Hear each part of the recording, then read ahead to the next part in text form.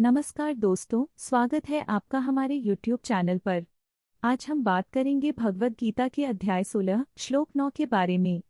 इस श्लोक में हमें उन शक्तियों और भावनाओं के बारे में बताया गया है जो हमारे जीवन में अच्छे और बुरे कर्मों का निर्माण करती हैं। इस वीडियो को देखने के बाद अगर आपको हमारी सामग्री पसंद आए तो कृपया लाइक और सब्सक्राइब करना न भूलें। चलिए अब हम इस अद्भुत शिक्षाप्रद श्लोक की ओर बढ़ते हैं। असुरं भावमाश्रित्य नोत्पाद्यन्ते सुराल्या। जो लोग असुर भावना को अपनाते हैं वे स्वर्गीय स्थान को प्राप्त नहीं करते।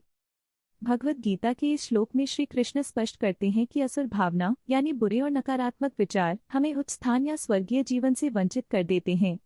जब मनुष्य अपने भीतर असुर भावनाओं को स्थान देता है तब वह अपने जीवन में अंधकार और विनाश को आमंत्रित करता है। यह श्लोक हमें इस बात का ज्ञान देता है कि सच्ची उन्नति और शांति केवल सकारात्मक भावनाओं और अच्छे कर्मों के माध्यम से ही प्राप्त होती है। इसलिए हमें अपने भीतर असुर भावनाओं को समाप्त कर दिव्य गुणों को अपनाना चाहिए। एक बार की बात है, एक गांव था जिसका नाम शांति नगर था।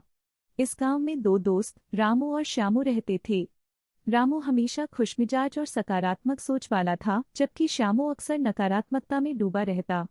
एक दिन गांव में एक बड़ा मेला लगा। दोनों दोस्तों ने तय किया कि वे इस मेले में जाएंगे। रामू ने कहा, श्यामू चलो इस मेले का आनंद लेते हैं। श्यामू ने जवाब दिया, मेरे पास पैसे नहीं हैं, तुम अकेले जाओ। रामू ने कहा, अरे पैसे से ज्यादा जरूरी है कि हम मिलकर खुश रहें। जब वे मेले में पहुंचे तो वहां कई प्रकार के खेल और झूले थे।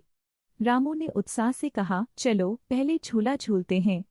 लेकिन श्यामू ने कहा, नहीं मुझे डर लगता है। रामू ने कहा, श्यामू डरने की कोई बात नहीं है।